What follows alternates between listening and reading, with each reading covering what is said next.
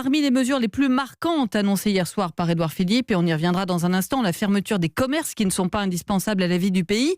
Mais ce matin, on a eu, Carole Ferry, de nouvelles précisions en ce qui concerne les transports, avec notamment une réduction progressive d'une partie du trafic. Oui, l'idée c'est toujours de limiter la propagation du virus. Alors il n'y aura pas d'arrêt brutal, il faut que les gens puissent rentrer chez eux.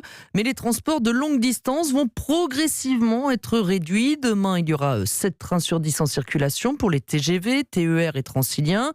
Dès mardi, le rythme va ralentir. Du côté des avions, quelques vols seront assurés vers les États-Unis, l'Afrique ou l'outre-mer. Tous les rapatriements depuis le Maroc seront assurés. Et là encore, petit à petit, des terminaux seront fermés à partir de mercredi à Orly ou en fin de semaine à Roissy. Pour les transports en commun à l'intérieur des villes, ils seront réduits mais maintenus.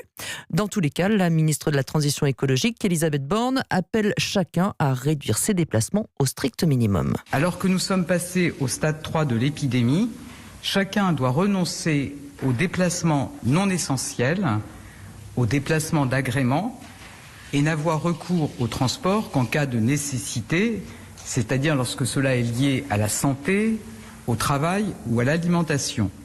Alors, le transport de marchandises, en revanche, est maintenu pour assurer l'approvisionnement des magasins d'alimentation.